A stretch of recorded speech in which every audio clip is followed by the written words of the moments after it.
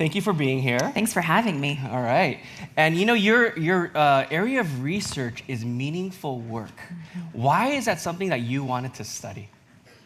I think it sort of derived from three different areas. One is I've always been fascinated by the fact that Jesus spoke and things happened. So he was walking on stormy seas and he said, "Peace," and storms were calmed. He spoke to a tomb and he said, "Come out, Lazarus," and he came out. He prayed and loaves and fish were multiplied. So to me, Christ is the great communicator. So that's one thing. Yeah. I think the other thing is that I've always assumed that we thirst for meaning and purpose. So, we all have different assumptions that guide us. A big juicy word is ontology. So our ontological assumptions, it's like biting into a cheeseburger, a philosophical cheeseburger. Yeah. And I just assume that we all long for purpose. There's something in us that thirsts for that. And then that third category is, I don't know. I feel like work is interesting. People have a lot of visceral reactions to work. Yeah. I grew up in a home where my parents worked for themselves, and so in our dinner tables we would talk about work. That was part of our everyday conversation. They would ask each other how was work, what happened, Right. and we spend a third of our adult lives working. So I think the combination of that, how we communicate about work, the messages in work and about work, I just find that fascinating. Right. Well, the question then is, how did you find your meaningful work, and what was your journey like, and what were some of the hard things that you had to overcome to get there? Yeah, that's so good. How did I find my meaningful work? Yeah. I think I sort of backed into it. So I informally changed my major 5 times, formally changed it 3 times. I had no idea what I was going to do. And I felt like that was a big secret. There was something shameful about not really knowing. I don't know that I actually articulated that to a lot of people. I had a good answer, but I didn't really know what I wanted to do. I knew that I was a great daughter, and I could do that for the rest of my life, but that was about it. I knew who I was in God. So I graduated, and I found myself experiencing all my friends either going on this amazing backpacking adventure, getting engaged, or having the ideal internship. Right. And I moved back in home with my parents. Yeah. And so I loved them, but that was not where I wanted to go. I found myself interning at a church, and I love the idea of ministry and working with ministry, but the unfortunate move there was that they placed me behind a desk that faced a wall. And if anyone knows me, they know I'm a people person. Yeah. So that was sort of like my soul started to shrivel up a little bit. I also found that there was messiness in ministry that was intriguing to me. As Christians, our work should be excellent. Yeah. The way that we approach work should be something that inspires other people. Yeah. We should never use our faith to allow ourselves to become less than excellent. Right. So that was weird to me that some people did that. At the same time, I was working at a nonprofit company for the president of the nonprofit doing admin stuff. But this woman had 5 kids, she loved her husband, and she was the president of a company. And I just thought, how does she do that? Right. I loved it all, but I was a little bit bored. And so I thought, you know what? I'm a single woman. I'm going to go get a degree. I'm going to get a master's. I don't know what I'm going to do with it, but I could either waste time doing jobs that I think are fine, or I could go get a master's. I did that. I fell in love with learning. And then I didn't know what I was going to do with myself, so I moved back at home with my parents the next year after I graduated. I had lived in the city by myself. I had my own furniture, and then I moved back at home with my parents. And I kept thinking, what role does work have in my life? Is it the kind of role that pays for work, for me to do things that I want to do outside of work? Do I want to rise up in a company? There's nothing wrong with either of those, but I was like, no, I want work to be an expression of who I am. Nice. I don't know what that means, so I should go get more learning. So when I got a PhD, I was able to get a scholarship, and it was free, so I didn't have any sort of debt from that. Why not? Here's the deal. This is where it happened. Yeah. I was planning this whole time to go back to Seattle because that's where I'm from. It's where you can hug coffee with your hands in a beautiful cozy cup, and there's rain and reflection and scarves, and I just love it. Evergreen trees. So the whole time I'm planning to go back to Seattle, and then I saw this application for a job at Biola, and I'm like, well, this will be good practice. I'll just learn how to apply for jobs. And I didn't know what I was going to do, but I thought, oh, maybe being a professor, I could do that. And I applied, and the moment I stepped on this campus, I felt a peace that was not obvious. It was soft. It was subtle. And I thought, oh, no. I'm supposed to be here? It wasn't until 3 months into my job here that I got a paycheck, and I'm like, wait a minute, I'm getting paid to do this? I would do this for free. So that I sort of backed into meaningful work. I really didn't know, and lots of jobs accumulated skills and passions that led me to this place. Yeah, in your research then, like how many people or I don't know if the percentages are there, but how many people back up into meaningful work? And why is it so crucial for us to live out meaningful work in our lives? That's a great question. Why does it even matter if we're experiencing meaningful work? Well, I'll tell you this. There are 3 ways that people typically approach work.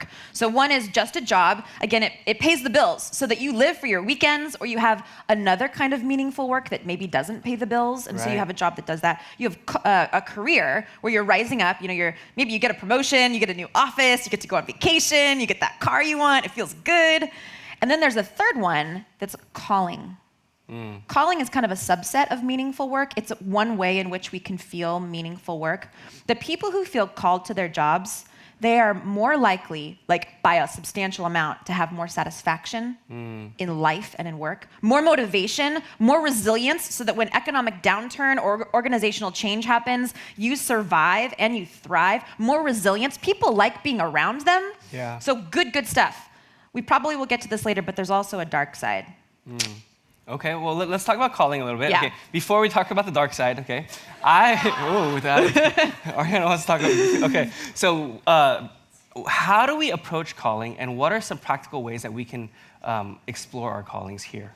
I think there's a myth out there that calling is obvious and it's a one-time thing.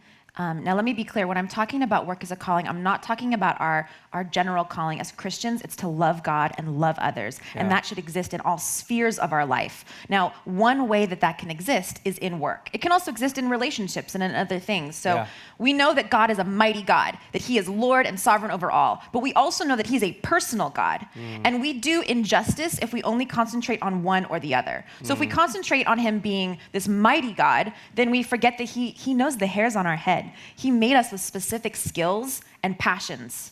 If we only focus on that, though, the specific skills and passions, we become self-focused and selfish. And so we have to combine looking for general calling anywhere in our lives, how we can love God and love others. But what are the specific places in your life where it almost feels like worship?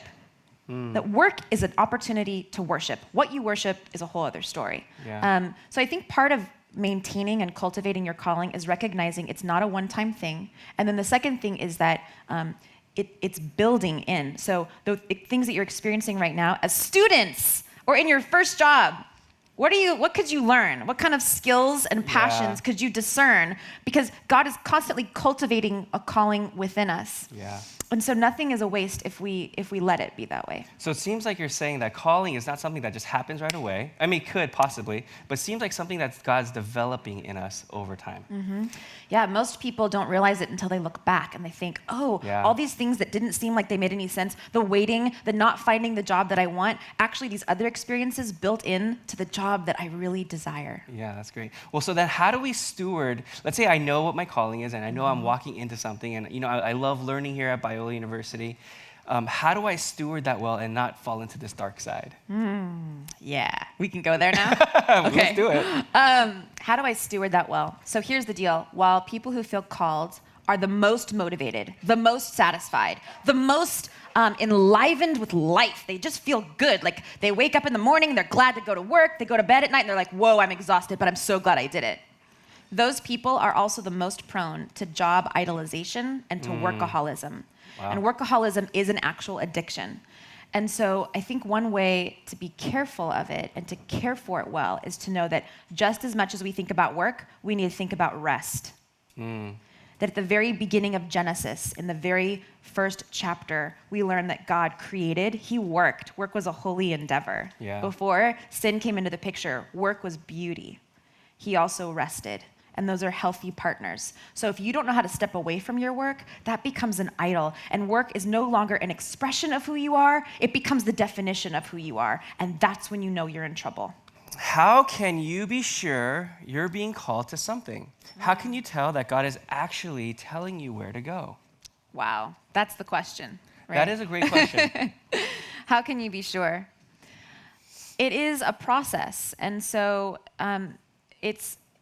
there's several components to it. By the way, a book that's really, really good, and I know you probably have a lot of reading to do on your plate already, as most listeners are students, but there's a really great book called Make Your Job a Calling. And at first, when I read the title, Make Your Job a Calling, I'm like, that feels very unromantic. It feels forced, make your job a calling. Right. But the whole incentive behind that beautiful phrase is that there's a proactive component to pursuing work as a calling. So I think several things need to happen. One, it's important that you don't dismiss the small things, that you remember that God is actually actively at work with you right now. So what if you actually pursued being a student as a job, as acquiring skills, is getting to know passions, as sharpening who you are? Yeah. I know not all classes are going to be like that, but some of them are. Yeah. You're getting training by experts in an area. Right. I think a second thing is really, really important is try to pursue some sort of internship or volunteer. Go spread out. And I know it's hard because in order to get a job, you need experience, but in order to have experience, you need a job. So it's sort of like the chicken or the egg situation. What do you do with that? Yeah.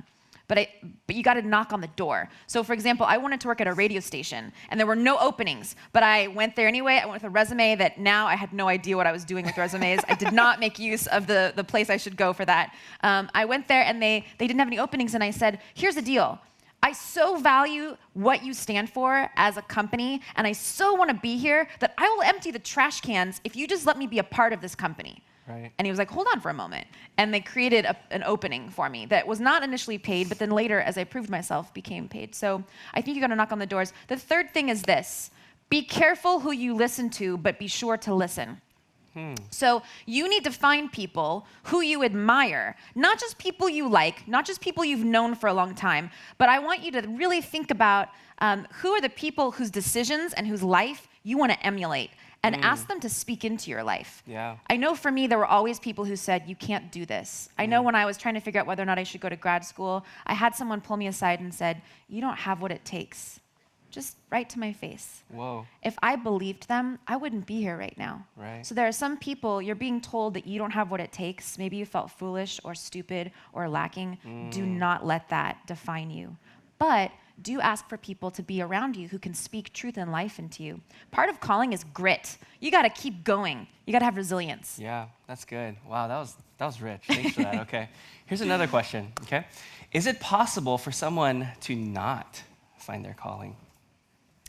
So to be clear, again, our general calling to love God and love others, we can do that with every breath that we have in our bodies. In terms of a work calling, that may not be the place that is your sweet spot. So I know several people who feel called to be a really good partner, a good spouse, and a good parent. And that calling was so much more important than the work that they had afforded to them, that they chose that, and they chose a job that was just a job so that they could fulfill their calling with their family. Right. So a work calling is only one way in which in our lives we can experience a sense of worshipfulness. Yeah. And to not be afraid of that, because God will give you what you need. He knows and cares for you so much. And statistically, people change jobs between the ages of 18 and 42 10 times. So jobs are not our security. Christ is our security. And even the most sweet, wonderful job will change. One thing I should mention about that last question is don't be afraid. Don't be afraid of missing out. I think there's a myth that the Lord will speak through the skies, the clouds will part, we'll hear angels singing and say, Mike, this is your calling. And that's just not how it is. Right. The Lord says, draw near to me and I will draw near to you. So he will draw near to you if you draw near to him, and he will show you the way. Do not be afraid. I love that the way that you're talking about calling is not this mystical thing, but it's actually skill building and self-awareness and emotional intelligence and grit and resilience. It's just this intentionality to say, God, I want to live my life in worship to you. Yeah. And the thing about calling that's different than a hobby is that calling should always be other focused. So your calling should always necessarily positively impact those around you. So never ever use an excuse for a passion that would harm people in your life. You always have to think about, how does my calling impact my community and the people around me? Okay, great. All right. Here's another question, okay? If we are in a job that we felt called to at a certain point, but it is beginning to feel less and less meaningful, how do we go about navigating, moving on, and letting that job go and pursuing the next step that will lead us deeper and deeper into our calling? What a great question. So that's really important. Again, we change jobs a lot in our lives. Calling in work, I would argue, this is just what my research shows, is dynamic, it's seasonal. If we hold on too tightly to it, again, it becomes an idol. It becomes the thing that defines who we are. And so it's okay if you've been in a job for a while and then you feel like, man, I don't feel like this is worshipful. So there are actually a couple things you can do. It's called job crafting. This is actually in the book, Make Your Job a Calling, another promo for it. But job crafting, you can either do task crafting, relational crafting, or cognitive crafting, and all of those have to do with shifting the way you see work. So one thing that I would encourage the people to do that are feeling like work is just not feeling meaningful, tell your boss you want to do something different. Don't just sit in it. Don't just think about it in your head. Go be proactive. So see, can you adopt a new thing? Can you adopt a new task? Yeah. Relational crafting. Be very careful who you're around. Cynicism is like bonfire smoke. You know, it just stays on your clothes the next several days and it lingers on you. Yeah. And so be very careful who you're around and who you listen to. And then cognitive crafting is always remember you're doing it to love God and love others. But don't feel stuck. I think we confuse loyalty and responsibility. So being a responsible adult involves discerning, knowing when we need to move on. Yeah. Loyalty for loyalty's sake is not necessarily a virtue. Right. Wow. Okay. Thank you. Okay. Honestly, this is so much wisdom. I'm just like, how do you unpack this? Okay, anyways, so thank you. Okay. Here's another question, okay? How can you find meaningful work if your family is in a financial circumstance? Good question. Okay. Yeah. Where we need to make money to provide for our basic needs like food and rent, is trying to pursue calling or meaningful work a luxury, or can I do it even if I'm responsible for helping to cover the bills of my family? Wow, you guys are asking great questions. This is a really important one. Yes. I think when we talk about work calling, first, I'm talking about it from a westernized perspective. So it's important to recognize that meaningful work means different things in different cultures. So that's important. Second thing is that work and calling, both are a privilege. Not everyone has the opportunities. Work calling is a raced, classed, and socioeconomic experience. It is a gendered experience. And so there are certain opportunities that are afforded to certain people. That being said, I have interviewed a lot of people who chose the hard road because they really, really felt called. Right. Again, though, your calling should not negatively impact the people around you. So it may be that you choose a job that pays the bills and that you do another kind of work that does feel meaningful on the side. And that's okay. And that's a good thing. So it's important that you do care for the people around you. And finances are a reality. Great. Great. Here's another question for us. This is a tweet from Jeremiah. He asks, how does meaningful work balance with other priorities like dating, friendships, and church? Yeah, that's important. It's hard. It's hard to know where you put all of your energy. I'll say that when I came here to Biola, I was single, and I could spend every waking hour thinking about how I can help impact students. And so I would go to work, I'd come home, I'd put on sweats, I'd get some ice cream, I'd put my hair up, and I'd keep working until it was time to go to bed. And then the next day I would do the same thing. Then 3 years into being here, I fell in love with the most amazing man. Whoa, whoa, whoa. Yeah, I know. It's a whole other conversation. I can come back and talk about that another time because it Yeah. actually is a miracle. It's an amazing story. So he's amazing. And I found myself coming home and thinking, well, why can't I get all this work done? And he wanted to hang out with me. What? And so I had to make this adjustment because my world had shifted and world had changed. Again, your work calling is only a part of the larger story. So you do need to carve out appropriate time for it, but relationships are the fuel in which we are made to live. God is a relational God. So that's really important, and I can't emphasize enough how important it is to Sabbath, to rest. Not rest and sit in a room and do nothing, but step away from the tyranny of the urgent. Yeah. Move away from all the things that cloud your mind with worry and concern, and really listen deep, and to do that every week. And it'll always be hard. It'll never be easy. There'll always be a reason not to do it, but it's an important thing to do. Completely. Thank you. Okay. Here's another question. What are some practical suggestions you have for incorporating rest into our daily lives as students? Woo, these are fun. Okay, so practical steps. If you choose to take a day off that you need to know, let's for example say you're going to take Saturday off. You need to work extra hard on Friday and extra hard on Sunday. So you just need to know that the days on either side, you're going to have to carve out more time to work. Because if you take one day off, where's the work going to go?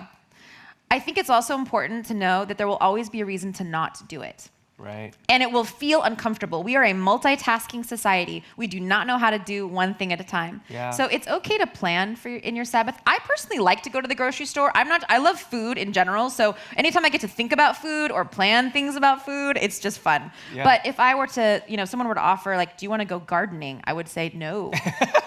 And so you have to figure out what brings you life. I know for me, nature is a huge thing.